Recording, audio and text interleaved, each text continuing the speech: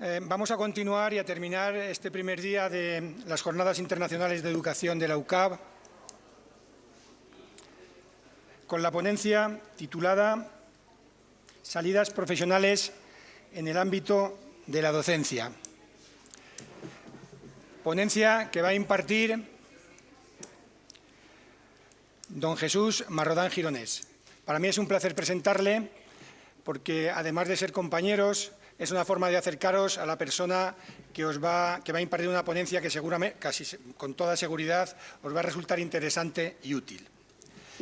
Don Jesús Marrodán Gironés es licenciado en Filosofía y Letras en la sección de Historia por la Universidad de Zaragoza, máster en Didáctica de las Ciencias Sociales por la Universidad de Valencia, y de los varios máster de posgrado que ha hecho, cursos de posgrado, yo sí que he querido destacar el de la supervisión e inspección educativa que cursó en la UNED. Bien, ha ejercido la docencia como profesor catedrático de enseñanza secundaria en la especialidad de Geografía e Historia en varios institutos de Valencia y Alicante, ha desempeñado varios cargos directivos y algo fundamental, que lo apreciaréis, ha sido director del Centro de Formación, Innovación y Recursos Educativos de Alcira, así como secretario del Servicio de Inspección de Valencia. En 2004 se incorporó a la Inspección Educativa de Valencia y en el 2020, desde el 2020, es inspector central de la Consejería de Educación de la Junta de Castilla y León, donde sigue ejerciendo en la actualidad. Yo creo que Jesús, y entenderéis por qué, es un ejemplo de docente participante en la formación continua, porque tiene una dilatada y permanente participación activa en ella, con asistencia a ponencias, viajes, cursos, congresos, seminarios, como organizador y como participante activo también, como os decía anteriormente. Las temáticas más frecuentes en las que ha participado, con diferentes perfiles, como os decía, son la función directiva, la inspección educativa, organización y legislación escolar, didáctica de las ciencias sociales y los temas transversales que en su día tuvieron tantísima relevancia. También tiene experiencia docente en la docencia universitaria, ha impartido docencia en el grado de Magisterio de Educación Primaria y en el máster universitario del Profesorado de Educación Secundaria, Formación Profesional y Escuela de Idiomas en la Universidad Católica de Valencia, ha sido tutor de prácticas y ha impartido múltiples conferencias en la Universidad de Valencia. Imparte actualmente una asignatura en el máster de profesorado de la UCAD y dirige también trabajos de fin de máster. Ha participado también en proyectos de investigación, uno de los cuales ha sido el análisis del papel de la inspección, tan importante la inspección, ¿verdad?, de la inspección educativa en el cambio del modelo educativo básico originado por la crisis sanitaria, y estos resultados de esa investigación han sido publicados en la revista Aula de la Universidad de Salamanca, número 29 de 2023. Siempre ha estado muy implicado en la innovación pedagógica, ha dirigido seminarios de formación de directores en centros de educación infantil y primaria, en Valencia, en Gandía, y fundamentalmente relacionados también con la inclusión educativa y la organización escolar, tema de lo que se ha hablado en la ponencia anterior.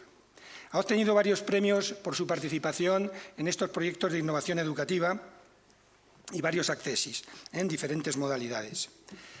Ha participado en 6 proyectos europeos, en la época en que se iniciaban era muy duro participar en ellos, habiendo obtenido también varios premios y varias menciones, lo que le llevó a divulgar estas experiencias en ponencias, en congresos y en jornadas en Portugal y en Francia. Ha publicado como autor, coautor o coordinador bastantes publicaciones, ha participado como coordinador en 2 obras colectivas muy interesantes y que recomiendo. Una de ellas es la nueva Ley de Formación Profesional y su análisis, una mirada técnica publicada en 2022 por la editorial Editex, y la LOE y su análisis, una mirada técnica de la editorial Anele, publicada en 2021. También recomiendo la lectura. Ha publicado también algunos libros, o ha colaborado también en algunos libros de carácter didáctico, libros de texto y cuadernos de actividades de educación primaria y secundaria con varias editoriales, entre ellas Santillana, material didáctico para la ESO de la Consellería de Valencia, e infinidad de artículos relacionados con la historia de la educación. Artículos referidos también a la inspección educativa y un libro sobre la historia de la educación de la Comunidad Valenciana. Por último, ha publicado artículos de investigación histórica de los siglos XVIII y XIX en la revista Alcira Geira, en las actas de la Asamblea de Historia de la Ribera y en las jornadas de Historia de Cullera. Actualmente es miembro del Consejo Editorial de la revista Supervisión 21 y Algeciras UCAR. Algunos otros datos de interés para, como digo, acercaros mejor a Jesús. Es presidente nacional del sindicato profesional USIE, Unión Sindical de Inspectores de Educación, y como presidente de USIE intervino en la subcomisión parlamentaria del Pacto Educativo, en el Congreso de los Diputados, en representación de los inspectores de educación, en abril de 2017. Ha participado en diferentes foros nacionales y actividades institucionales como representante del colectivo profesional de inspección y sigue participando en ellos activamente, cosa que le honra. Pero lo más importante es que nos acompaña hoy en estas jornadas y yo, con su experiencia y conocimiento, estoy segurísimo que nos va a proporcionar una información, como digo, interesante y valiosa. No te robo más tiempo, Jesús, cuando quieras. Bueno, pues buenas tardes. Muchísimas gracias, Paco, por tu presentación. Con amigos como este, pues voy bien lleno a casa ya, la autoestima ya la tengo subida. También agradecer a la universidad que haya organizado esta jornada, Javier, y bueno, sobre todo agradeceros a todos vuestro interés y vuestra paciencia en atenderme, ¿no? A ver, el título de salidas profesionales lo puse por una cuestión muy sencilla, o mejor dicho, por dos cuestiones. La primera, como ha dicho Paco, doy clase en el máster de profesor de secundaria y a mí todos los años me preocupa mucho qué ocurrirá el después, ¿no? Porque aquí le damos el pasaporte para entrar en el mundo laboral y luego la pregunta es, no podemos dejarles ahí, ¿no? Ya está, te doy el pasaporte, te pongo en la frontera y ahora te buscas la vida, ¿no? Es un poco así, ¿no? Entonces, creo que es importante que hagamos un proceso de acompañamiento a nuestros estudiantes para que su inserción laboral sea lo más rápida, lo más eficaz y lo más ajustada a sus necesidades, ¿no? Y lo de poner salidas fue porque me vino a la memoria, y creo que los conocéis todos, que en los nuevos currículos, los nuevos reales decretos de primaria, ESO y bachillerato, pues perdón, primaria y la ESO solo, hay un anexo final que nadie desarrolla que se llama perfil de salida, ¿eh? No es ponerse de perfil para irse a ningún sitio, perfil de salida. Y se supone que es el perfil de salida de la enseñanza obligatoria hacia las enseñanzas que continúan ya a nivel, otros niveles, ¿no? Como el bachillerato, la FP o otras cuestiones, ¿no? Bueno, pues cogiendo esa idea de perfil de salida, ¿qué ocurre después? He intentado organizar esta charla, ¿no? Como vamos a dejar luego un tiempo, pues para eso estamos aquí, ¿no? Para acompañar, ayudar y dar la información que podamos. A mí me encanta poner este artículo, porque creo que había que grabarlo en los claustros de todos nuestros centros. Es el famoso artículo 91 de la LOE, modificado últimamente, como sabéis, porque muchas veces nuestros jóvenes me preguntan, bueno, pero un profesor, ¿qué hace en el fondo? ¿Qué tiene que hacer? Algunos de ellos esperan que en el convenio laboral que firman en la empresa privada o concertada o que en un estatuto que no tenemos docente público, que no tenemos, pues ahí aparezca algo. Bueno, pues no está ahí, está ahí. Yo creo que el artículo 91 se puede resumir en aquello de que no estamos aquí solo para enseñar algo, estamos aquí para más cosas. Y como veis ahí la lista es muy larga, ¿no? Pero los dos primeros, el A y el B, programar y enseñar, evaluar, pues son los que todo el mundo espera que le tocan hacer, claro, ¿no? Pero los demás, la promoción y organización de en actividades complementarias, la coordinación en actividades docentes, participar en la mejora del centro, ser tutores, todo eso es lo que a veces no les explicamos, aunque tengamos asignaturas que lo tocan. Como inspector, y seguro que a Paco le ha pasado yo mismo, muchas veces nos hemos encontrado con docentes, más bien en la pública a menudo, que te llaman todo enfadados porque les han nombrado tutores y te dicen que ellos que no, que ellos hicieron la oposición de matemáticas, que cómo van a ser tutores, eso se lo harán otros, que ellos aprobaron la oposición de matemáticas y eso no entraba. en el temario. No, el temario está mal hecho. Pero bueno, yo creo que es el punto de partida. Para enseñar, para ser buen docente hoy día no basta con saber la asignatura, hay que saber más cosas. Pero de eso también hemos hablado aquí, en estas jornadas. Así que la pregunta es muy sencilla. Cuando acabe este mes de junio y julio y muchos de nuestros excelentes alumnos y alumnas finalicen y tengan su titulito ya de grado o de máster, pues empieza eso, una encrucijada de ahora qué hacemos, ¿no? Hay quienes deciden, se han dado cuenta que lo suyo no es la docencia, porque hay quien viendo el practicum ve que no, una minoría siempre, muy minoría, pero la mayoría piensa que sí, que puede tener esa oportunidad y tal. Y la pregunta es, ¿qué vamos a enseñar? ¿O qué tipo de docencia vamos a practicar, ¿no? En el fondo, vamos a ver que en el fondo hay dos grandes salidas, ¿no? Y creo que todos os lo estáis intuyendo. La salida profesional hacia la función pública docente, la salida hacia el mundo de los centros privados. Privados que pueden ser concertados o no, pero privados, al fin y al cabo, en cuanto a lo que aquí vamos a comentar, ¿no? Bueno, el punto de partida, como decía, son tener unos requisitos para ejercer la docencia que todos conocemos, ¿no? Una titulación, una licenciatura o grado universitario, actualmente el máster de formación y, cuidadín, según qué comunidad autónoma nos exigen una capacitación lingüística. Eso pasa en la Comunidad Valenciana, la Comunidad Balear, Cataluña, Galicia, Navarra, etc. En otras no, en otras no. Bueno, y partiendo ya con estos requisitos ya metidos en la carpeta, todo contentos, ya tenemos los dos que nos piden para hacer oposiciones, por ejemplo, o para buscar un trabajo pues aquí mismo, en Castilla y León, pues como os ponemos ahí tenemos dos salidas que ya hemos comentado antes, ¿no? Bueno, vamos a empezar por la pública.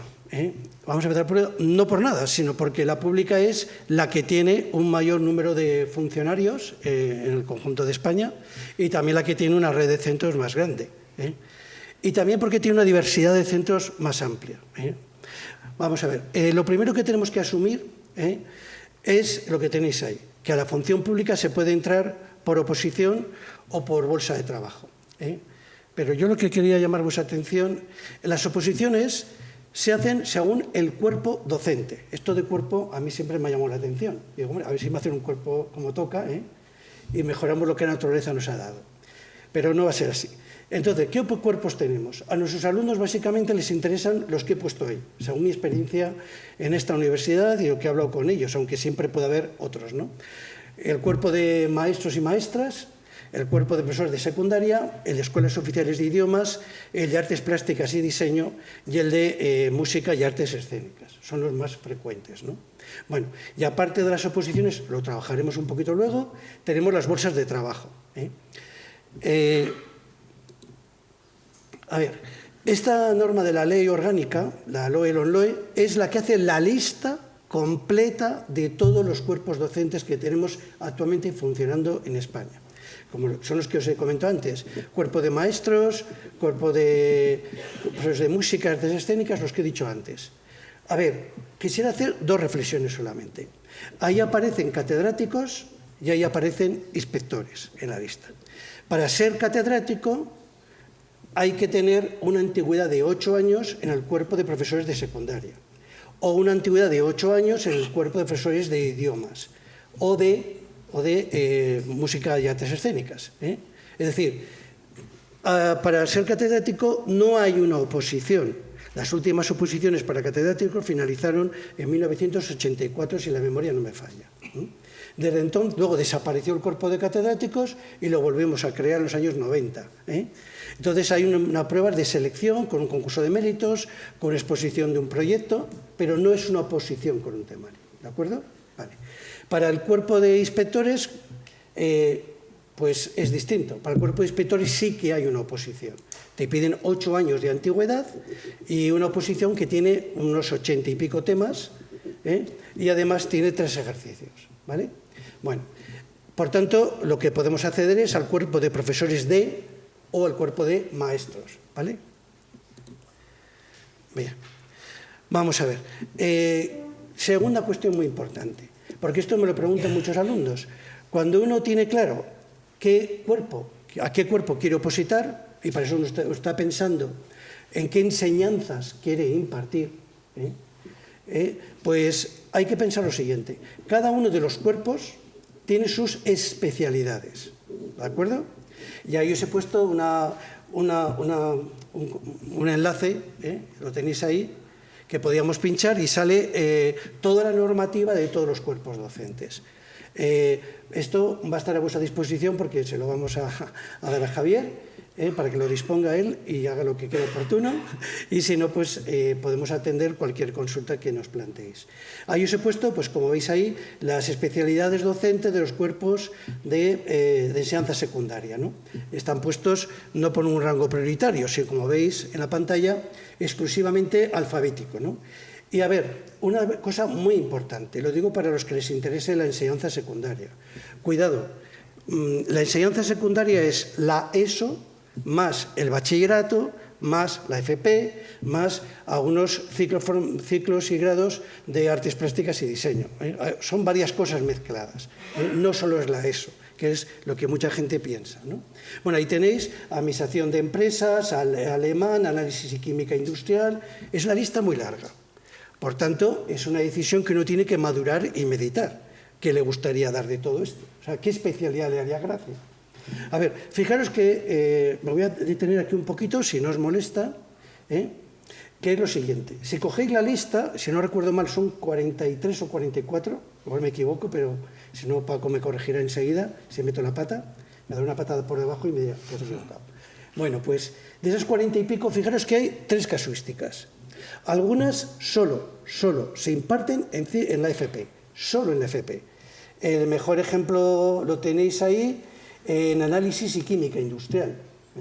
Este señor no da clase de química en ningún instituto normalmente, ¿no? Vale. Tenéis otros que normalmente solo se dan en institutos o en centros de secundaria. Por ejemplo, geografía e historia, por ejemplo, ¿no? Y luego los tenemos, los que afortunadamente para ellos pueden jugar en varios bandos a la vez. Por ejemplo, inglés, es el ejemplo más típico, ¿no? El inglés puede dar clase en la ESO, puede dar clase en bachillerato, ¿no? Y puede dar clase en un ciclo formativo. Y no pasa nada, ¿no? Hay algunas especialidades de unos cuerpos que se pueden dar. Por ejemplo, historia del arte lo puede dar un profesor de secundaria de geografía e historia, en segundo de bachillerato, ¿no? Y también se puede dar a un ciclo formativo concreto, cosa muy puntual. Pero también pasa al revés. Alguien de artes plásticas puede dar historia del arte en un instituto de forma muy puntual. Apenas se ocurren esas circunstancias, pero existir existe. Por tanto, tenemos que pensar el cuerpo al que queremos opositar. Para eso tenemos que saber qué titulación superior tenemos, porque el cuerpo de maestros solo te dejan participar si tienes el grado de magisterio, de infantil y primaria, ¿no?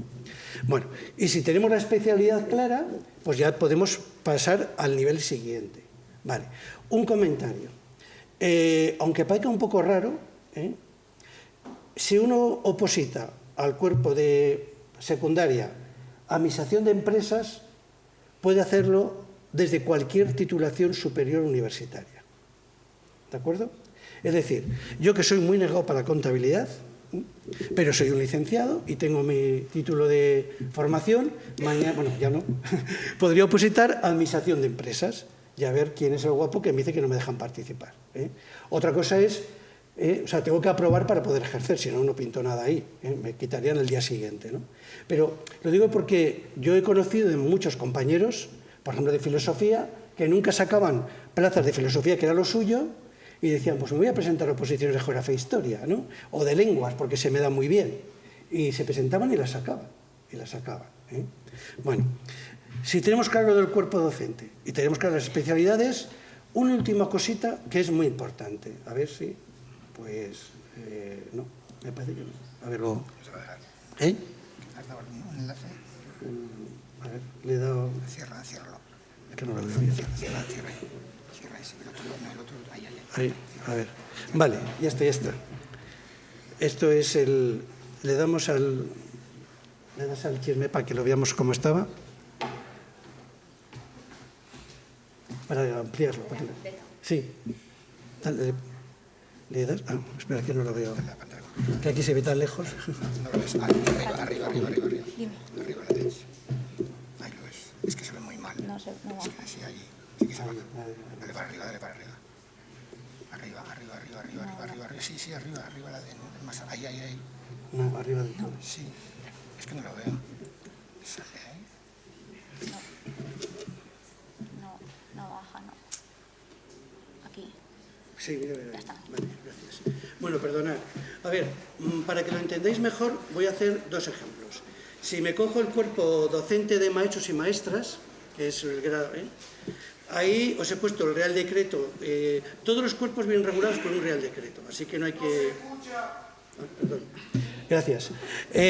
Todos los cuerpos docentes vienen regulados por un Real Decreto, o por varios, pero sobre todo por uno. Aquí os he puesto el de maestros y maestras, ¿no? Este Real Decreto dice qué especialidades hay, que como podéis ver ahí, pues está la especialidad infantil, la especialidad de primaria, la de educación física, la de lenguas extranjeras, pedagogía terapéutica, educación en lenguaje, música y tal. Bueno, ahí las tenéis. Y luego dice cada una de esas especialidades qué asignación o atribución docente tiene. Es decir, usted es de primaria, pues le toca dar estas áreas de conocimiento. Si usted es de inglés, le toca hacer esto. Y si usted es de educación física, le toca hacer esto. Eso está bastante regulado. Es decir, cada cuerpo tiene unas especialidades. Y cada especialidad tiene, y aquí os lo he puesto porque creo que lo podéis entender todavía mejor. Este es el cuerpo docente de enseñanza secundaria. ¿De acuerdo? Os he puesto el Real Decreto que lo creó últimamente y el último que ha asignado materias de la ESO y bachillerato a cada una de las especialidades. Lo tenéis ahí. En una columna tenéis las especialidades, biología y geología, una, dibujo, otra, economía, otra, geografía e historia, otra, griego, otra y tal. Y al lado tenéis las materias comunes de ESO y bachillerato. Por ejemplo, el de biología y geología imparte en la ESO biología y geología. El de francés puede impartir lengua extranjera francés como primer idioma o lengua extranjera francés como segundo idioma, ¿no? Lo tenéis puesto ahí, ¿de acuerdo? A ver, esto es importante. ¿Por qué es importante? Por dos motivos. El antes y el después. El antes es que cuando uno prepara oposiciones y estudia, sabe que en las oposiciones le van a pedir una programación didáctica. Y esa programación didáctica tiene que ser de un curso, de una materia, de la especialidad docente. ¿De acuerdo? Es decir, si yo soy de geografía e historia, pues yo tendré que prepararme lo correspondiente a geografía e historia de la ESO. O en el bachillerato, pues historia de España, historia contemporánea, geografía, historia del arte. ¿De acuerdo? No puedo decir, no, es que a mí me apetece hablar del dibujo técnico. Esto se me da bien, como hobby. Usted puede tener el hobby que quiera, pero no hablamos de este tema. Por tanto, es muy importante esto, por favor, porque cuando uno llega, si llega a trabajar en la función pública, todas esas materias comunes, digo comunes porque son las que establece el Estado para todos, para todo el territorio, esas te toca darlas. Si yo soy de geografía e historia y llego a un instituto y me dice, hay que darla a eso, pues es lo que me va a tocar. Es que ahora tienes que dar bachillerato, pues ya sé lo que me puede tocar. Me puede gustar sí o no, pero tengo que dar eso, esas materias. ¿Lo tenemos claro? Por tanto, es bueno eso. Y esto, fijaros que nos obliga a una reflexión que aquí es muy importante. Como tendremos que, para hacer oposiciones o en la función privada, impartir una materia, tendremos que saber cuál es el currículo de esa materia. Es decir, si yo quisiera hacer oposiciones a geografía e historia, diría, bueno, pues voy a hacer elijo tercero de la ESO, ¿vale? Venga. Pues bueno, bien, tengo que hacer una programación de todo eso, pero ¿qué se da en tercero de la ESO? ¿Cuál es el decreto autonómico de currículum tercero de la ESO? Para que yo esa materia la divida en unidades didácticas, que en el caso de Castilla y León creo que son 10, ¿no? Entre 10 y 15, y las prepare para las oposiciones. En otras comunidades son 12, da igual. Pero bueno, a ver, y una cosa importante, esta asignación de a cada especialidad unas materias comunes de su bachillerato lo ha decidido el Estado. ¿Dónde? En ese Real Decreto. Pero alguien de vosotros, con muy buen criterio, me dirá, bueno, pero es que ahora hay optativas. Han desaparecido las antiguas asignaturas de libre configuración que creó la LOMCE. ¿Y qué pasa con las optativas? Las optativas, la atribución docente la hace la comunidad autónoma. Por tanto, hay que tener dos papeles encima de la mesa. Lo propio del Estado, que es esto, este Real Decreto que tenéis ahí, y, por otra parte, en mi comunidad autónoma, ¿qué me ha tocado? El taller de lectura, el taller de no sé qué, o lo que sea. ¿Qué me ha tocado impartir? ¿De acuerdo? Este año casi todas las comunidades lo han sacado, la mayoría con un rango legal muy bajito. Resolución, instrucciones, y no es que se hayan equivocado, es que han pasado dos cosas. Casi no les ha dado tiempo a publicarlo, y segundo, está habiendo algunas meteduras de pata, no voy a decir cuáles, para no sonrojar a nadie. Es decir, se ha asignado a una materia, a una especialidad que igual no era la más adecuada, y todo eso ha generado cierta polémica. Pero como es una instrucción que es el nivel más bajo, por debajo de una, pues podemos arreglarlo el año que viene. Si fuese un decreto o una orden, no nos da tiempo a arreglar nada. Bueno, pues esto por favor tenéis que pensarlo. Si uno oposita, ¿a qué cuerpo? ¿A qué especialidad? Sabiendo la atribución docente que me va a tocar. ¿Qué asignaturas? Porque el tribunal en un momento determinado me puede preguntar alguna cosa, ¿no? Bueno, esto os he puesto el tema de las oposiciones. Está el Real Decreto 276, que tenéis ahí, que sigue vigente y que tiene una transitoria que dice que hasta diciembre de este año, sigue el proceso de estabilización que tenemos montado por ahí, que permite a muchos interinos muy veteranos, pues sin oposición, coger la plaza de funcionario de carrera. ¿De acuerdo? Pero en diciembre del 2024 este proceso finaliza y empezamos otra vez a jugar la partida como siempre. Os me he permitido, en un ejercicio de sadismo intelectual por mi parte, de poner ahí todo el listado de temario, de los temarios de oposiciones, que son pues casi de cuando por aquí venía el cicampeador o algo así. Porque lo digo, por ejemplo, es que hay temarios del año 93. Yo creo que esto, si no lo cambiamos, pues poco avance vamos a hacer aquí. Bueno, os he puesto esto, que es, sin recordaros lo que os comentaba antes, la parte del examen de las oposiciones, que es esta parte en la que hay que hacer una exposición ante el tribunal de la programación didáctica, hablar de una unidad y tal.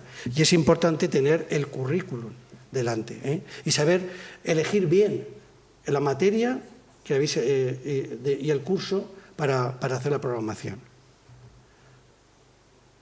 Bueno, y luego comentaros este tema de las bolsas. Las bolsas de trabajo son de dos tipos. Bolsas, listas, llamarlo de diferente forma, porque según la comunidad autónoma cada uno lo hace de una forma un poco distinta. Las bolsas de trabajo tienen una normativa muy autonómica.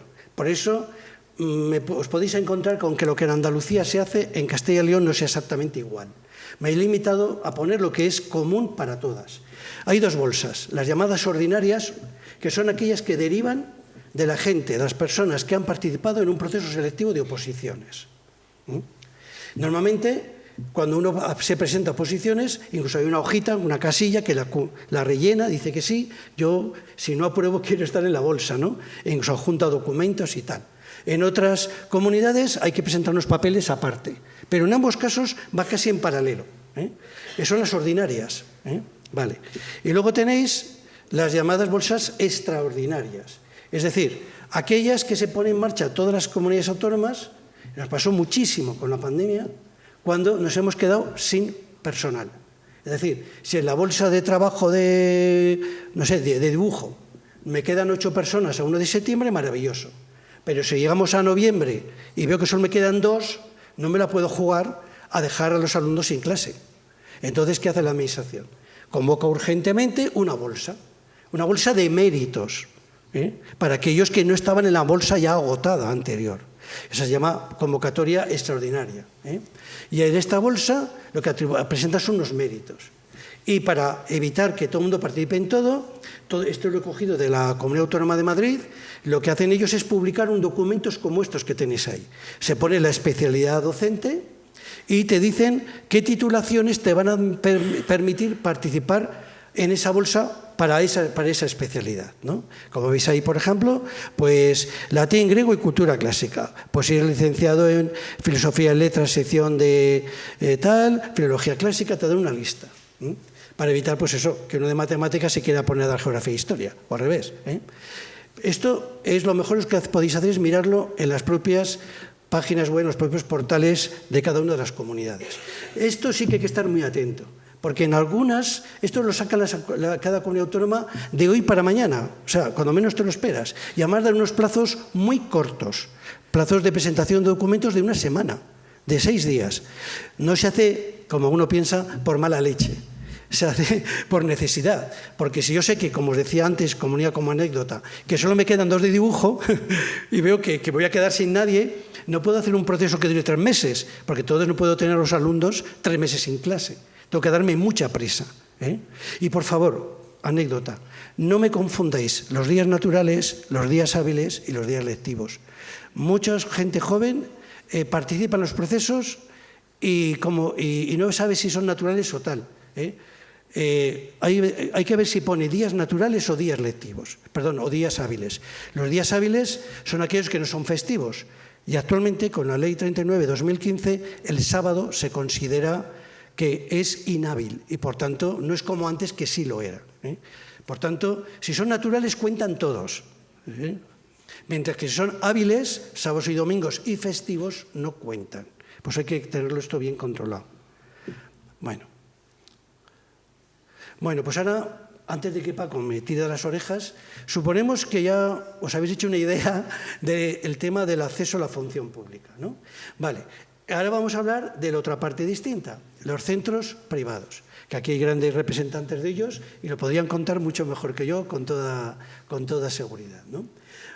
A ver, aquí los requisitos iniciales son los mismos. A todo el mundo se le pide una titulación superior y obviamente se le pide el máster o una titulación, en el caso de secundaria, ¿no? Bueno, además de eso, hay que demostrar que uno tiene, como dice ahí, la cualificación específica propia. Porque claro, si yo dijese que solo pido un título superior, alguien me diría, mire, yo tengo aquí uno de filosofía, pero es que es para matemáticas, no sé, como usted no dice nada, yo tengo el de filosofía, a ver si cuela. A ver, hay un filtro que se ha puesto aquí, ¿no? A ver, abajo, donde pone acreditación de cualificaciones específicas, ahí tenéis el enlace a la página web del portal de educación de la Junta de Castilla y León para acceder. Casi todas las comunidades tienen un proceso regulado para hacer esto que vamos a comentar ahora. Bueno, pues, a ver, yo lo que quería hacerlo así rápido es... A ver, el sistema de la privada es distinto. Funciona básicamente esto que tenéis ahí. El Real Decreto 860-2010, cuya última modificación es el Real Decreto 187-2023. Aquí, fijaros, es distinto. Aquí no hay especialidades. En la privada no hay especialidades. Vamos, no confundamos. En la columna de la izquierda tenéis las materias, vamos a marcar con su nombre, de la ESO y el bachillerato. En el centro tenéis si esa asignatura es esa materia es de ESO de bachillerato y luego tenéis el requisito que se pide. El requisito que se pide. Por ejemplo, ¿veis? Física y química, ESO. Cualquier título licenciado, ingeniero o arquitecto del área de ciencias experimentales y de la salud o de las enseñanzas técnicas tal. Y acreditar una cualificación suficiente. Es decir, tú tienes que tener uno de esos títulos y además tener una cualificación. ¿Cómo sabemos eso de la cualificación?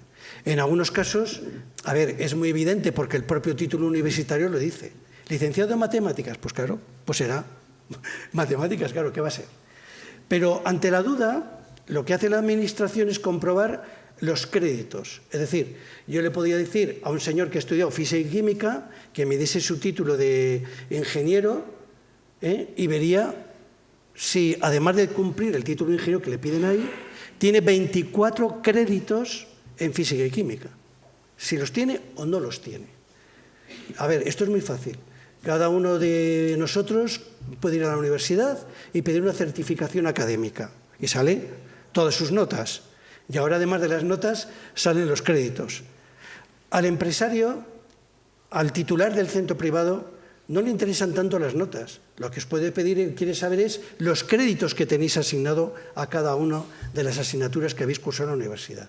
Entonces, si yo tengo el título de ingeniería y además he cursado pues, 24 créditos en los 6 años, en total de los 4 años, he cursado química, pues ya me sobra. Me da igual que sea química orgánica, química inorgánica, introducción a la química, que ponga química. Eso ya me sobra. Y ya está. Eso funciona así. Lo habitual en casi todas partes es que las personas, cuando hacen una entrevista de trabajo con el titular de una empresa o de un centro, pues cada uno de nosotros más o menos sabemos, y es bueno que lo hagáis, qué asignaturas, qué materias podemos impartir de la ESO y el bachillerato. Y no es tan difícil, de verdad. Es cogerse la certificación de notas que tenemos cada uno, ver los créditos que tenemos y cogernos esto y más o menos calcularlo. ¿Por qué? Porque ahí aparece. Por ejemplo, el señor que tiene, yo qué sé, historia, que dice graduado en historia, pues a ver qué tiene allí, por allí, ¿no? Por supuesto podrá dar ciencias sociales también, pero hay que mirarlo. En muchos casos, lo que todo el mundo hace es entregarle el papel al titular del centro, y el titular del centro a menudo lo que hace es ponerse en contacto con la inspección y decir, oye, mira, pienso contratar a esta persona, pero quiero asegurarme que tiene esta titulación que la ley solicita. Y si el inspector o inspectora no lo tiene claro, lo derivamos a otro tipo de organismo, ¿no? En el caso de Castilla y León, hay un procedimiento público abierto todo el año que permite pedirle a la administración que te diga, tú solicitante, a qué podrías dar clase. ¿De qué podría dar clase? Mire, yo soy ingeniero y tengo este es mi certificado y me gustaría dar clase de matemáticas de tal. Dígame si sí o no puedo hacerlo. Y entonces la administración, a través de la inspección y de las direcciones provinciales, te hacen unos informes y te dicen sí o no. Bueno, ahora los va a hacer Recursos Humanos en Castilla y León, ¿no? Pero está ahí, ¿vale? Es decir, aquí, fijaros, no hay especialidades, sino que aquí una persona puede impartir, por lo que ha estudiado en la carrera o otros títulos que tiene, un montón de asignaturas. Y otros puede estudiar y dar igual solo una asignatura. ¿Veis la gran diferencia? Es decir, yo mañana me voy a una empresa, un centro privado que hay aquí, muy prestigioso, que estoy viendo al director en Ávila, y le digo, mire, yo quiero dar clase aquí. Me dirá, a ver, su certificación, sus notas. Me lo mirará y me dirá, pues, más o menos yo creo que esto está claro, pero vamos a asegurarnos. Y le digo, pero es que además he hecho 2 años de economía y 1 año de no sé qué. Bueno, usted tráigamelo todo. Y con todo este paquete hacemos un informe y se lo decimos. Por eso, claro, cuando uno va a los centros privados, lo más hábil es tener la máxima polivalencia posible. No solo el que pueda dar inglés, el que pueda dar también francés a la vez. No solo el que pueda dar geografía e historia, sino que si puede algo de economía, mejor. Y fijaros que 24 créditos no es hacer toda una carrera, es hacer un año o unos créditos concretos, ¿no? Bueno, pues esto es lo que quería comentaros. A ver, estrategias. Yo creo que lo que importante es que cada uno piense, pues he marcado ahí el círculo, lo que queréis, de qué queréis dar clase. ¿Queréis dar clase en infantil, en primaria, eso bachillerato que van en pack juntos? ¿Queréis dar clase en la formación profesional? Y según lo que penséis, la segunda decisión es, ¿voy a hacer oposiciones o voy a buscarme la vida en un centro privado? Porque los centros privados, concertados o no, tienen que cumplir los mismos requisitos. O sea, ahí no hay diferencia. Ahí no hay diferencia. Por tanto, la primera cuestión es una reflexión personal vuestra. La gente a veces combina las dos cosas. En septiembre o en julio me voy a ver varios centros privados, ofrezco mi currículum, pero a la vez me busco una academia de oposiciones porque me interesa ver si consigo pues, sacar las oposiciones. ¿De acuerdo? Segunda cuestión. Si alguien va a optar por las oposiciones, hay que tener, como os decía, muy claro a qué especialidad y sabiendo de qué uno podría interesarse la programación didáctica. Ser espabilados, que lo sois. Coger una materia de la ESO, el bachillerato, donde por vuestra trayectoria universitaria os sintáis súper cómodos, súper a gusto, porque nadie se va a coger una materia que anda más bien flojito, más bien al revés, ¿de acuerdo? Y cuidado, la programación que os piden no es lo mismo que la programación didáctica que ahora tenemos oficial en los centros. Es mucho más reducida. No hay tantas cosas, es mucho más reducida, ¿vale? Si optáis por un centro privado, lo que yo os aconsejo es que preparéis muy bien vuestro currículum vitae. Porque si os llaman a una entrevista, uno tiene que saberse parte de las respuestas. Respuestas del tipo de, bueno, pero usted además de esto puede dar otra materia, tiene otro tipo de titulación. ¿Usted estaría dispuesto a hacer, porque dentro de unos años vamos a dar economía, por ejemplo, ¿no? ¿Usted le importaría en un año sacarse unos créditos de economía para poder impartir esto, sí o no? Eso es importante, ¿de acuerdo? Es muy importante que penséis lo que podéis hacer, es importante. A ver. Os he puesto esto por enlazar con los temas que ha trabajado Javier esta mañana y por hacer la siguiente reflexión que me parece importante. El modelo de profesor, estoy viendo las salidas profesionales, va cambiando y nos van pidiendo cada vez más requisitos. Hace años se puso, cuando se implantó el máster, por el tema de Bolonia, se planteó lo del B2 como exigencia para cursarlo. Antes no, antes no. Hoy día, como sabéis, ya tenemos una resolución ministerial del 2021 que se ha puesto en marcha ya recientemente y se nos está pidiendo a todos los docentes en activo que tengamos una competencia digital. La competencia digital, como sabéis, la han organizado igual que el marco común de las lenguas, es decir, A1, A2, B1, B2, C1, C2, ¿no? Eso ya está, eso ahora lo han dejado caer ahí, como quien lo deja caer. Pero estoy convencido que en un periodo de 3 o 4 años, pobres de nosotros a que no tenga eso. Porque eso también va a ser un caso. Por ejemplo, y os aviso ya, si vais a una entrevista, tenéis que ser, todos los que acabéis el grado o el máster, sabéis que normalmente el grado o el máster pues tiene una equivalencia en el marco de competencia digital equivalente a la 1 a la 2, normalmente a la 2. A la 2 normalmente. De hecho, la gente, yo estoy viendo ahora muchos casos en algunas provincias, cómo están pidiendo, profesores de la concertada, de la privada, su acreditación en competencia digital. Y lo están haciendo pues dirigiendo un escrito a la dirección provincial para que la comisión de esto lo revise y se lo dé, ¿no? Para cubrirse un poco las espaldas, ¿no? Bueno, pues eso.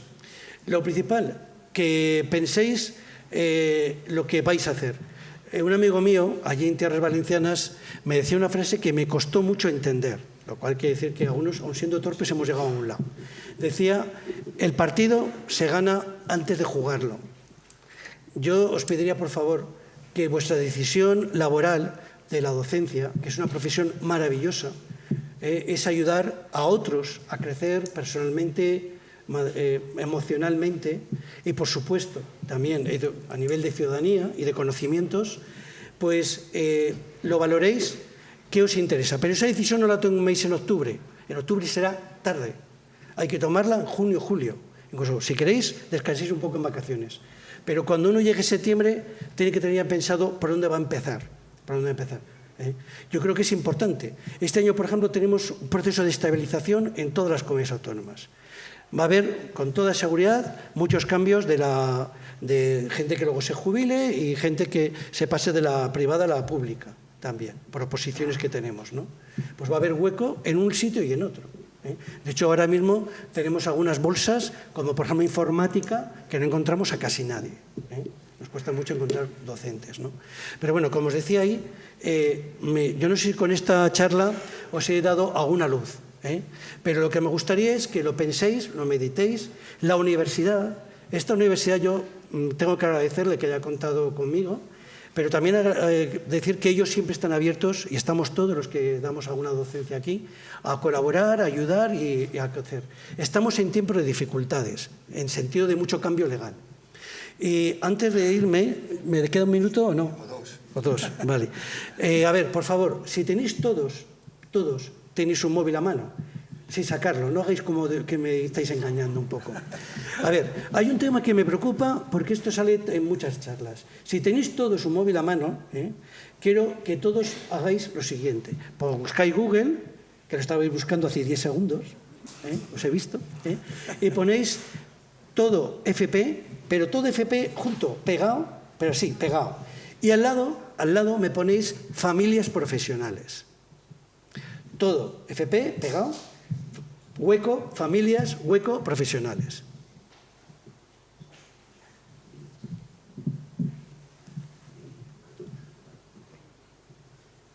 ¿Lo habéis encontrado? No sé si aquí podíamos hacerlo, ¿no? A ver, si esto nos deja... A ver, aquí arriba, ¿no? Sí, abre. Es que no sé... Déjame, igual lo veo. Espera, o me pongo ahí si quieres. Me pongo ahí y lo veo yo también. No te preocupes. El problema es el ratón. Que aquí... A ver, ¿Teclea voy a- tú, sí, sí. Ahí, espera.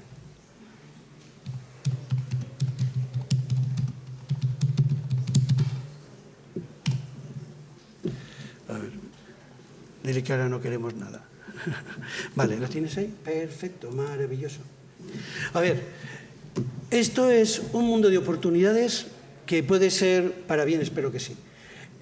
Como sabéis, se publicó la Ley Orgánica 3/2022 de 29 de marzo, de 30 de marzo, perdón, que era la de ordenación de la organización e integración de la formación profesional, que derogaba la Ley 5/2002, ¿vale? Bien, recientemente se publicó el Real Decreto 659/2023 de FP. A ver, ¿este rollo para qué? Pues para decirnos que se va a rehacer toda la FP. Bueno, vamos a lo actual, porque lo que pase en el futuro ya llegará. A ver, la formación profesional, como sabéis, se organiza en familias profesionales, no en cuñados, sobrinos, familias, sin más, familias. Vale, concretamente hay 26 familias profesionales. Vale, lo digo esto por los que pueden estar interesados en algún tema de la FP, que yo creo que es un mundo muy llamativo. Aquí podéis ver algunas de las que tenéis, de las múltiples, ¿no? A ver, podríamos coger, a ver, esta de actividades físicas y el deporte, parece bien que elijamos esta. Aquí hay ciclos formativos. Sí, sí, quería ver si están todos, ¿no? Sí. Quiero elegir una que esté bien. A ver, mirad, vamos a ponernos en plan docente, Ciclo formativo de FP grado básico, vale. En la FP de grado básico, antes llamada, perdón, ciclo formativo, sí, antes llamada FP básica palo seco, hay dos módulos que os interesan mucho a los de secundaria, dos módulos. El módulo de comunicación y sociedad y otro el de ciencias. ¿Por qué? Porque el módulo de comunicación y sociedad lo puede dar pues el de inglés, el de francés, el de castellano, el de geografía e historia, vamos, casi todos. Y el otro, el de ciencias, lo puede dar el de matemáticas, el de física y el de biología. La nueva ley está obligando y va a obligar a todos los centros a tener algún tipo de ciclo formativo de grado básico. Porque con el alto porcentaje de abandono temprano necesitamos todavía dar solidez a nuestros jóvenes. No podemos tener gente que a los 17 años ha cansado de estudiar, está repitiendo cuarto y no sabemos qué hacer con ella. Algo tenemos que hacer, ¿no? Bueno, aparte de eso, en estos módulos de FP de grado básico, pues a veces hay otras materias, que a veces lo dan profesores de secundaria y a veces contratamos a profesores especialistas, que ahora ya no se llaman especialistas, se llaman profesores de sectores productivos. Voy a cambiar el nombre para decir lo mismo. Bien, a ver, esto es un ejemplo, ¿vale? Por tanto, pensemos un momento. Una persona que da geografía e historia en un centro de secundaria, pues da primero, segundo y tercero y cuarto de la ESO. Si está en la pública, le puede caer historia del arte, geografía, tal. Si está en la privada, pues depende de lo que tenga. Puede igual dar arte y no puede dar geografía, o sí. Pero en todo caso, también podría dar el módulo de comunicación y sociedad que hay ahí metido. ¿De acuerdo? Yo recuerdo que estos ciclos de formación básica forman parte ahora de la enseñanza obligatoria. Y el que apruebe el ciclo obtiene dos títulos. El título de técnico en básico, pero también obtiene el título de graduado de la ESO. Obtiene los dos. ¿Vale?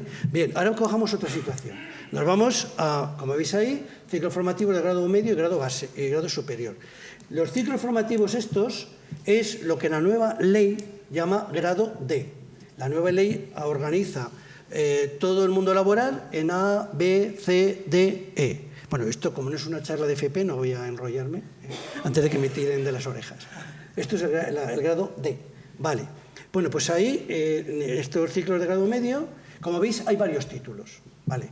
Estos títulos algunos son muy actuales y otros son del año de cascorro, para que os hagáis una idea. Tenemos títulos de FP que todavía son herederos de la LOCSE, del año 90. Fíamelo, date prisa, vísteme de prisa, en fin, que tengo prisa. O al revés, no vísteme despacio que tengo prisa, pues eso. Por tanto, ya veremos esto cómo acaba. A ver, lo que quiero que os fijéis en lo siguiente. Si yo cojo, a ver, este del medio natural, ¿no? Bueno, aquí viene el Real Decreto. En estos Reales Decretos aparece, en estos Reales Decretos, a veces decretos autonómicos, a veces no hay decretos autonómicos, aparece de qué va esto. Pero aquí la trampa es como las hipotecas, hay que ir al final del camino. O sea, tú te pones a leer como un loco el primer capítulo, te duermes y dices, ¿ahora qué? No, lea usted al final, que es donde le espera. Bueno, pues al final del camino, a ver. Igual te necesitas mejor por el PDF. Sí, a ver, sí. Bueno, al final del camino tiene una lista de anexos donde viene la atribución docente. ¿Quién puede dar clase aquí? ¿Quién puede dar clase aquí? Si son de la función pública, ¿qué cuerpos y qué especialidades? En FP, los cuerpos son normalmente secundaria, profesores o catedráticos, normalmente, ¿no? Y en caso de que sean centros privados, ¿qué titulación se le va a pedir? ¿De acuerdo? Se le va a pedir. Esto, para aquellas personas que les gusta más el tema de la formación profesional, pues es un buen ejercicio. ¿Ves? Fijaros, aquí vienen los módulos profesionales, es decir, que se imparte como las materias. Recordar que cada asignatura en cada etapa tiene un nombre. Áreas en infantil y primaria, materias ESO y bachillerato, módulos en FP, ¿no? Y aquí al final del camino viene, ¿de acuerdo? Por tanto, es fácil. Una persona que quiera trabajar en formación profesional debería pensar qué titulación tiene esa persona. Si va a opositar, ya sabe que le puede tocar algo en algún ciclo formativo, o no, depende. Pero si va a ir a un centro privado, pues habrá que ver ese centro privado qué ciclos formativos tiene y qué titulaciones se exigen para ese módulo formativo. ¿De acuerdo? Bueno, pues os invito a que lo leáis y lo veáis. Vienen siempre unos anexos finales que están totalmente explicados aquí. Este tema de FP es el que más cambios se va a tener.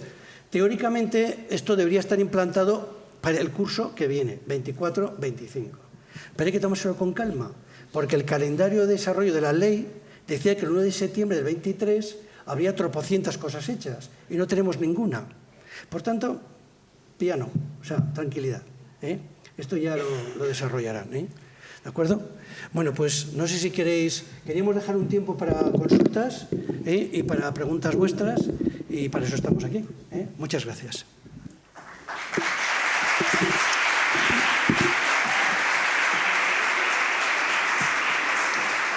Muy bien. Muchas gracias, Jesús. Pues como les anuncié, efectivamente ha sido una charla y se han cumplido mis presagios. Interesante, clarificadora y muy orientadora. Yo entiendo que ha sido sobre todo muy orientadora. Muchas gracias, Jesús. Gracias. Yo quería hacerte una pregunta antes de si hay interés por parte de alguno de los asistentes, y es lo siguiente: hablar de la hermana pobre del sistema educativo ya desde la ley del 70, que es la enseñanza que se imparte en los centros de educación para personas adultas. Ahí hay también un conglomerado de especialidades y de profesionales de la enseñanza, que no sé si podías comentar algunos aspectos de qué titulaciones son requeridas o a qué cuerpos hay que pertenecer para impartir docencia en esos centros. Ahora yo contesto, me alegro de esta pregunta. Bueno, bromas aparte.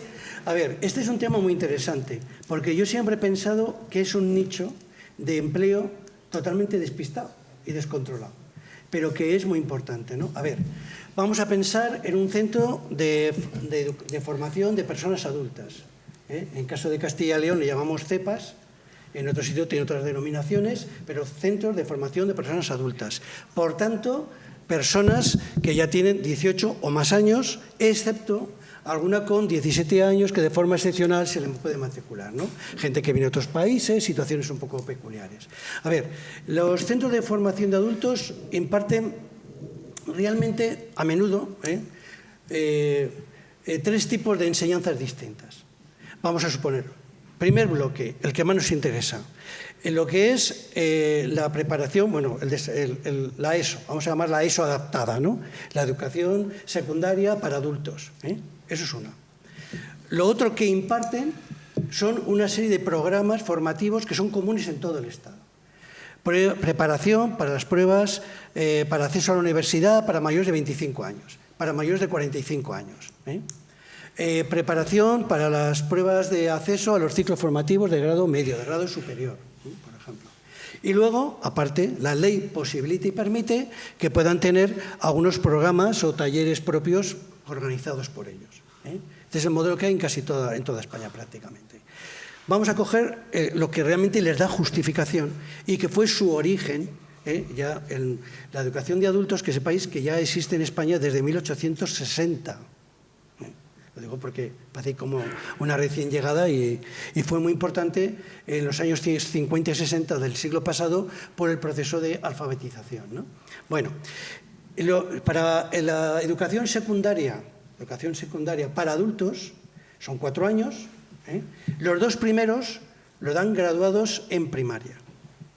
Los 2 siguientes, como tercero y cuarto, lo dan profesores de gente de secundaria.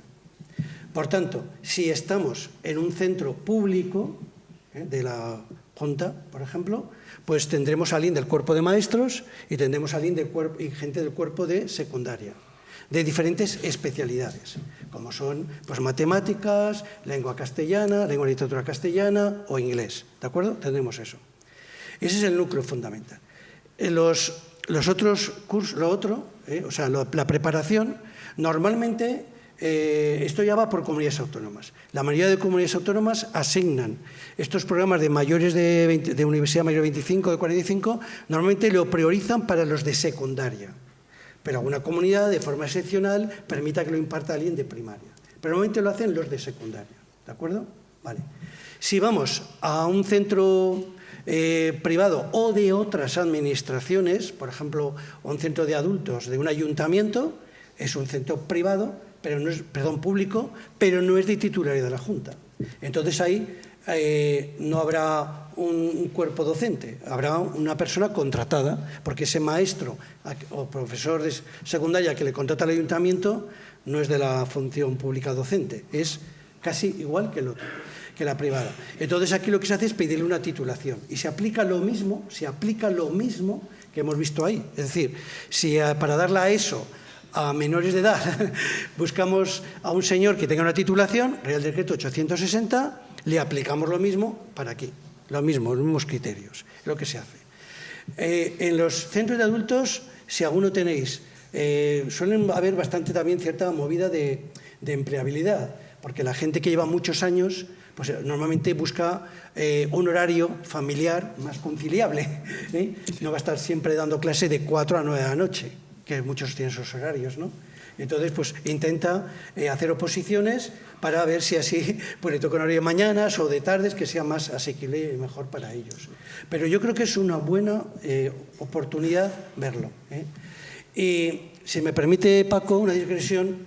A ver, si alguien piensa buscar empleo en el mundo privado, yo creo que hay que hacerlo con un poco de criterio. He visto a muchos de mis antiguos alumnos hacer un currículum precioso, meterlo en un correo electrónico y repartirlo, ¿no? A mansalva. Yo creo que eso no es el criterio. A ver, yo os aconsejo una cosa. Todas las comunidades tienen en su página web, si no te aclaro, porque lo podemos encontrar enseguida, un directorio, caso de Castilla y León, se llama así, en otros se llaman guía de centros, otros tal, bueno, una lista, un sitio donde puedes consultar todos los centros educativos que existen en la comunidad. Bueno, pues hay que ser un poco espabilado. Si yo quiero impartir el ESO y bachillerato, pues lo que hago es, digo, a ver, ¿qué centros privados, concertados o no, imparten en mi provincia ESO y bachillerato? Y me saldrá una lista. Y en función de esa lista, pues puedo yo mandar un correo con mi tal. Pero ya lo mando a un sitio. Imaginaos lo absurdo que es que una persona que quiere ser profesora, que le encanta el bachillerato, pues mande su currículum a un centro que solo imparte la ESO. Pues es un poco absurdo. ¿Para qué me manda usted esto a mí? Si cuando yo le diga, no, usted tiene que dar la ESO, no, es que yo no sabía que aquí... No le puedes decir a alguien que te puede contratar, yo no sabía que aquí no se impartía eso, o no se impartía bachillerato, o no se impartía esta modalidad. Eso tenéis que conocerlo. Y luego fijaros también en lo que ofrece el centro, o los requisitos. Si es un centro que tiene programas plurilingües, un tal, pues seguramente os dirá que le vendrá muy bien que tengáis un C1 de inglés, por ejemplo, ¿no? ¿De acuerdo? Eso tenéis que verlo bien. Es importante saber a quién dirigirse. Si veréis en estos registros, en estos directorios, en estas guías, veréis también que ahí aparecen los centros de formación de adultos, como bien preguntaba Paco. Algunos son de las consejerías, otros, la mayoría, muchos son de los ayuntamientos o diputaciones, y algunos muy poquitos son de carácter privado, pero muy poquitos. ¿Vale? No sé si contesta. ¿Alguna pregunta? Sí, perfectamente, Jesús. Muchas gracias. A ver, ¿alguna pregunta? Ha sido muy claro y lo que confirmamos, Jesús, es que la orientación académico y profesional es fundamental desde las primeras etapas, ¿verdad? Bueno, había alguna pregunta, pero pasamos el... ¿Tenemos un micro aquí? ¿Os lo pasamos? ¿O?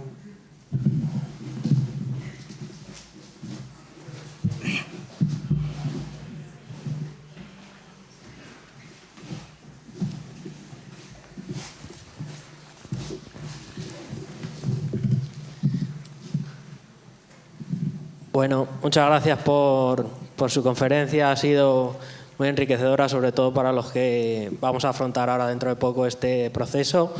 Y el grupo de los alumnos de la rama de FOL que estamos haciendo el máster, habíamos pensado un par de preguntas que las queríamos compartir con usted. La primera es si cree que la implementación de la FP Dual va a suponer una oportunidad más a este contexto favorable a la hora de que los profesores lleguen a las aulas, y además también cómo se va a relacionar, que usted lo ha comentado un poco también en su intervención, pues eso, la jubilación de la generación del baby boom, la implementación de la oferta de módulos y también la carencia de algunas especialidades de la rama de ciencias y de este tipo de asignaturas. También si es cierto alarmismo que a veces se da últimamente en la prensa, o si en verdad hay un reto relacionado con la docencia en determinadas asignaturas.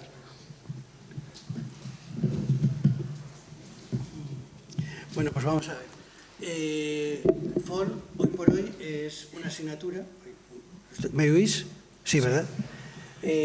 FOL, Formación y Iniciación Laboral, hoy por hoy es un módulo profesional en la FP, como sabéis, y con los nuevos módulos que se prevén del Real Decreto y de la Ley Orgánica, desaparece. Igual que desaparece con esa denominación, cuidado. Déjame terminar el discurso. Igual que desaparece el módulo de... sí, tranquilos. Tranquilos. Ya sabes que además que en este país las cosas es mejor que sean provisionales, porque son entonces eternas. Bueno, a ver. FOL es un módulo que imparte, en el caso de la pública, los profesores de secundaria especialidad de FOL, y en el caso de la privada los que tengan esa acreditación, ¿no? Vale. Con esa denominación desaparece, con esa denominación, y al igual que desaparece la FCT, la formación en centros de trabajo, ¿no? Con esa denominación. Vale, como bien sabes, desaparece el módulo de FOL, pero aparecen dos nuevos módulos que se llaman Iniciativa y Empleabilidad 1, Iniciativa y Empleabilidad 2. Por tanto, yo creo que la cosa va a quedar en tablas. Y en cuanto al tema de las prácticas, a ver, al desaparecer esa bolsa de horas que los alumnos y alumnas hacían en las empresas, no es que los alumnos no vayan a la empresa, van a ir igual. Lo que pasa es que se va a plantear de una forma diferente. Y en eso estamos ahora. Si te has fijado, a fecha de hoy no tenemos ni un solo Real Decreto de ciclo formativo nuevo con el nuevo modelo. Ni uno. Así que habrá que esperar a ver. De todas maneras, yo creo que la jugada real en lo que les pide FP va a consistir en averiguar qué va a pasar en cada comunidad autónoma con los módulos optativos que cada comunidad autónoma puede poner o no poner en cada ciclo. Porque el número de horas es el que es siempre en todas partes la misma, igual que pasa en la ESO y el bachillerato. Pero si tú haces lo mismo que has hecho en ESO y bachillerato, que hay optativas que cada comunidad ha decidido, cada comunidad autónoma las optativas del FP podría determinarlas. Y ahí hay que ver qué se decide hacer. Porque según lo que se decida hacer con esas optativas, se genera una carga laboral que afecta a unos o afecta a otros. Igual que ha pasado en secundaria y bachillerato, que si pones una optativa y quitas otra, pues automáticamente lo tienes que rehacer. Yo creo que ahora va a ser el momento de esperar a que haya borradores de reales decretos para empezar realmente a un poco a ver cuál es cómo va a quedar. Yo personalmente creo que la especialidad de FOL va a continuar a nivel de función pública con ese nombre, aunque imparta unos módulos con otros nombres distintos. Pero no creo, personalmente no creo que a nadie se le ocurra tocar todo esto. Porque la propia administración tendría un problema enorme y sería qué hacemos con miles de docentes que tienen esas cargas horarias. Yo personalmente creo que no. Puede que salgan 10 horas más o 8 horas menos. Porque esto al final es un poco así. Pero yo personalmente creo que no va a haber nada de esto. O sea, donde pone FOL en la tabla esa que os he enseñado, quitaremos FOL y pondremos iniciativa de empleabilidad, iniciativa y empleabilidad. Y punto, ¿no? Y punto pelota. O sea, así, vamos, lo que pienso. Pero bueno, esto es hablar porque no tenemos un documento de que podamos tú y yo discutir. Ver delante, mire, estos son los módulos fijos, esto se va a hacer así. La FP dual, imitada al modelo alemán y en parte al modelo vasco, como algunos sabéis, pues es muy bonita en el papel. Pero, claro, supone dar de alta a todo el mundo en la seguridad social. Y supone pedirle a las empresas que tengan a alguien que esté allí a pie de obra, tengan alguien. Y generar nuevos perfiles de docentes. Y esto, que todavía yo lo veo muy retrasado, porque no hay nada. O sea, aparte del Real Decreto que dice cosas, pero hay que sacar luego órdenes y decretos autonómicos que lo concreten. Y es lo que no hay nada por ahora. Así que yo por hoy, paciencia.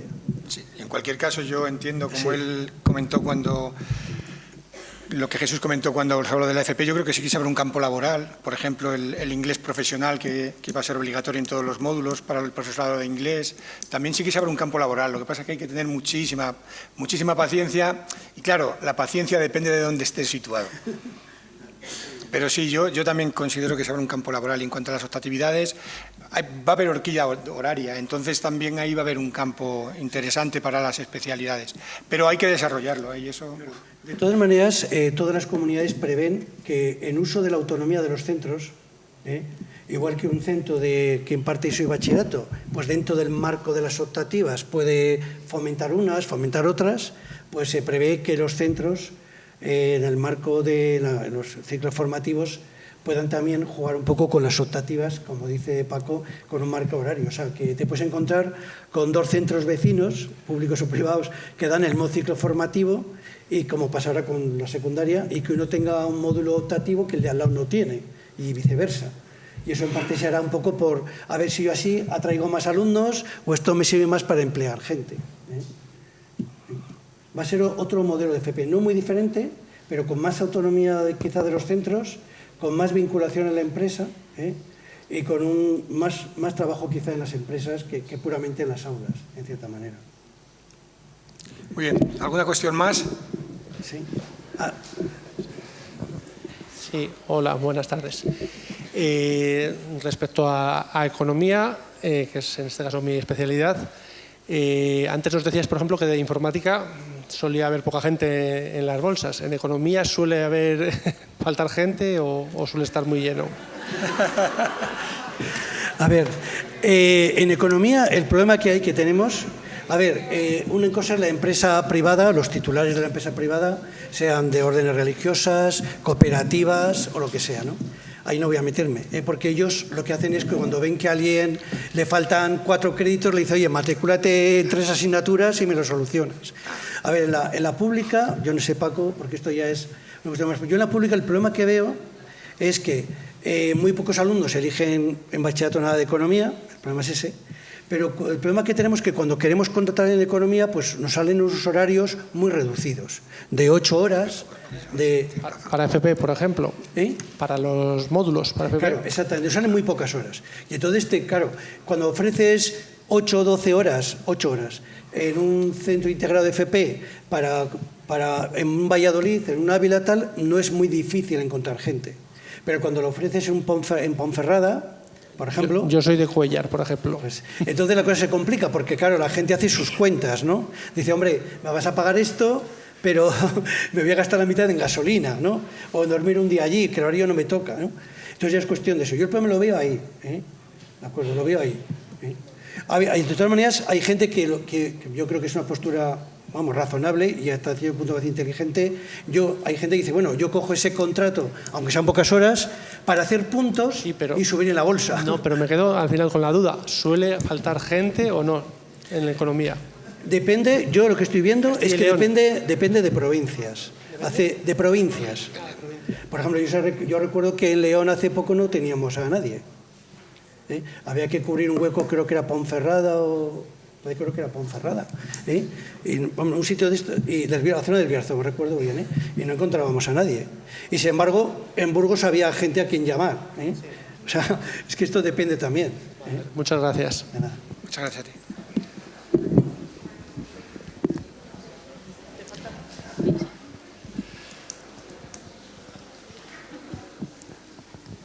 Jesús, le quería preguntar, porque ha hablado del acceso a la función pública, bien por bolsa ordinaria o extraordinaria, que esta última es por méritos.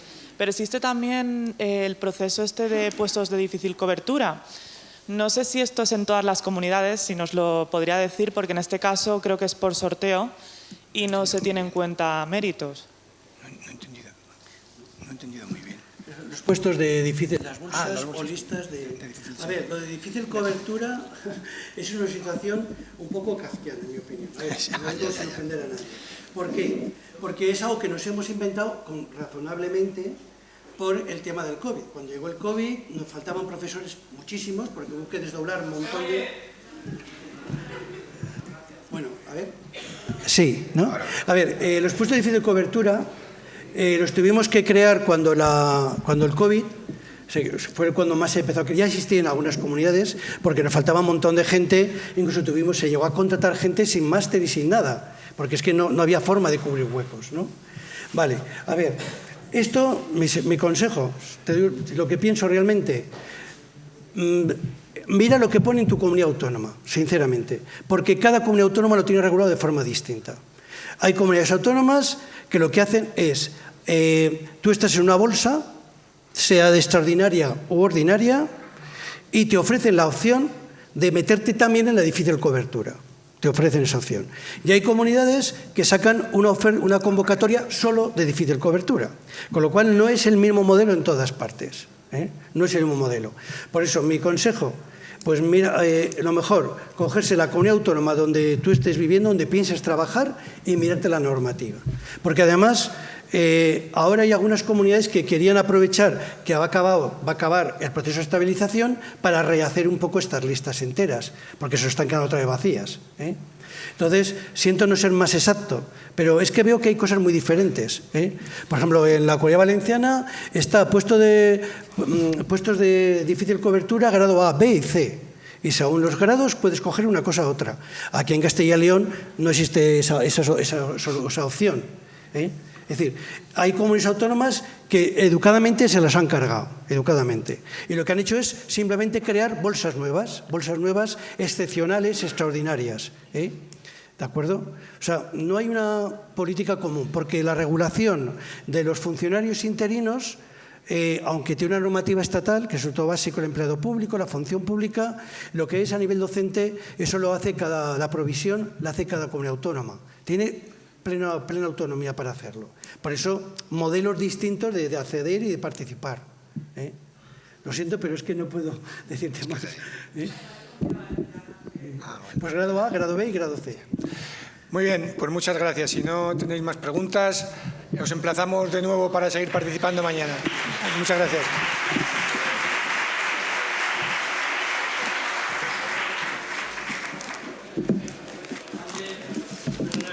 Javier, aquí. Ponte. Muchas gracias. Perdonad, antes de que nos vayamos, sí que os quiero anunciar un poco el programa de mañana. A ver, mañana comenzamos a las 10. Esta tarde, a ver, para que nos hagamos un poco idea,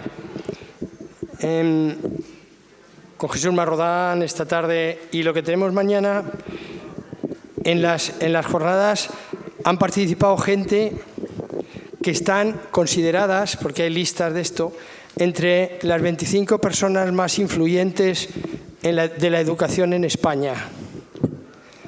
Mañana tenemos a Gregorio Luri a las 10 y a las 12 tenemos a Carmen Guaita, que bueno, yo os aconsejaría que antes de venir mañana, esta noche, colocarais en lo mismo que hemos hecho aquí, colocaréis su nombre para que veáis sus experiencias y bueno, sus libros, sus publicaciones, etcétera, ¿no?